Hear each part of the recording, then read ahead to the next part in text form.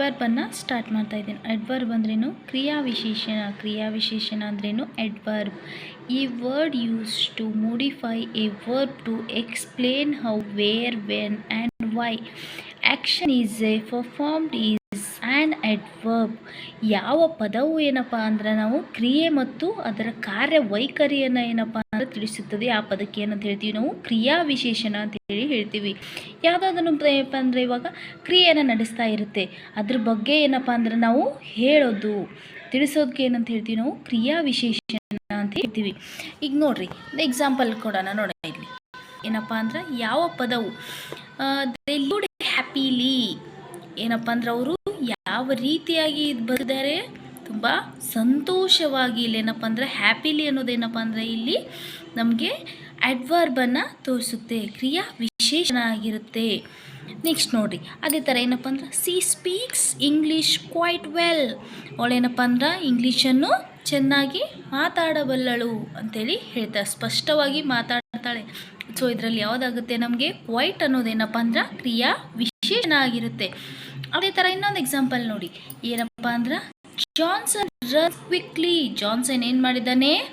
ನೀವು ಓಡ್ತಾ ಇದ್ದಾನೆ. ಯಾವ ರೀತಿಯಾಗಿ? ಕ್ವಿಕ್ಲಿ, ಬೇಗ ಬೇಗನೆ ಏನಪ್ಪ ಅಂದ್ರೆ ವೇಗವಾಗಿ ಓಡ್ತಾ ಇದ್ದಾನೆ ಅಲ್ರಿ. ಅದಕ್ಕೆ ಏನಪ್ಪ ಅಂದ್ರೆ ಇಲ್ಲಿ ಯಾವುದಾಗುತ್ತೆ ನಮಗೆ? ಕ್ವಿಕ್ಲಿ ಅನ್ನೋದೇನಪ್ಪ ಅಂದ್ರೆ ಕ್ರಿಯಾ ವಿಶೇಷಣ ಆಗುತ್ತೆ.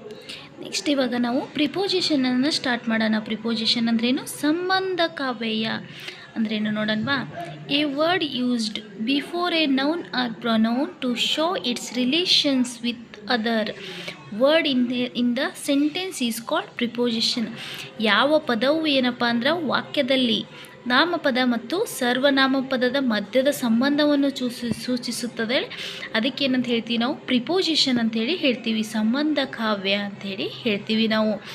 ಏನಪ್ಪ ಅಂದ್ರೆ ಇದು ನಾಮಪದ ಮತ್ತು ಸರ್ವನಾಮಪದದ ಮಧ್ಯದ ಸಂಬಂಧವನ್ನು ಸೂಚಿಸುವ ಪದಕ್ಕೆ ಸಂಬಂಧ ಕಾವ್ಯ ಅಂಥೇಳಿ ಹೇಳ್ತೀವಿ.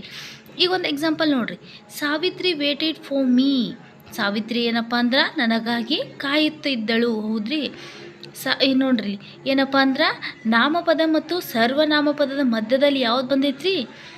ಫಾರ್ ಅನ್ನೋದು ಬಂದಿದೆ. ಸೊ ಹೀಗಾಗಿ ಏನಾಗುತ್ತೆ ಇಲ್ಲಿ? ಫಾರ್ ಅನ್ನೋದು ಪ್ರಿಪೋಸಿಷನ್ ಆಗುತ್ತೆ. ಇದೇ ಥರ ನೆಕ್ಸ್ಟ್ ಇನ್ನೊಂದು ಎಕ್ಸಾಂಪಲ್ ನೋಡಿ, I have deposited my money in the bank. ಏನಪ್ಪ ಅಂದ್ರೆ ಇಲ್ಲಿ ಏನಾಗುತ್ತೆ ನೋಡ್ರಿ, I have deposited my money in the bank. ಇಲ್ಲೇನಪ್ಪ ಅಂದ್ರೆ ನಾಮಪದನೂ ಬಂತು, ಮತ್ತೇನಪ್ಪ ಅಂದ್ರೆ ಸರ್ವನಾಮಪದನೂ ಬಂತು. ನಾಮಪದ ಏನು? ಮನಿ. ನೆಕ್ಸ್ಟ್ ಏನಪ್ಪ ಅಂದ್ರೆ ದ ಬ್ಯಾಂಕ್. ಇಲ್ಲಿ ಕೂಡ ಏನಪ್ಪ ಅಂದ್ರೆ ಸರ್ವನಾಮಪದ ಕೂಡ ಬಂದಿದೆ. ಸೊ ಹಾಗಾಗಿ ಇಲ್ಲಿ ಏನಾಗುತ್ತೆ ನಮಗೆ? ಇನ್ ಅನ್ನೋದು ಏನಪ್ಪ ಅಂದರೆ ಇಲ್ಲಿ ನಾವು ಪ್ರಿಪೋಸಿಷನ್ ಅಂಥೇಳಿ ಹೇಳ್ತೇವೆ. ಪ್ರಿಪೋಸಿಷನ್ದು ಅದೇ ಥರನಾಗಿರುವಂಥ ಒಂದಿಷ್ಟು ಎಕ್ಸಾಂಪಲನ್ನು ನೋಡಿ.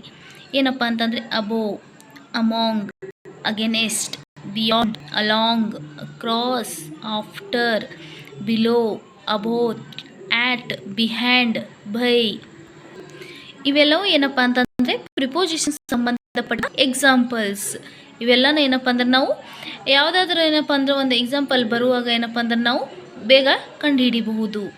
ಸೊ ಇವತ್ತಿನ ಕ್ಲಾಸಲ್ಲಿ ಇದನ್ನು ಮುಕ್ತಾಯಗೊಳಿಸೋಣ. ನೆಕ್ಸ್ಟ್ ಏನಪ್ಪ ಅಂದ್ರೆ ನಾವು ನೆಕ್ಸ್ಟ್ ಕ್ಲಾಸಲ್ಲಿ ನಾವು ಕಂಜಂಕ್ಷನ್ನ ಸ್ಟಾರ್ಟ್ ಮಾಡೋಣ.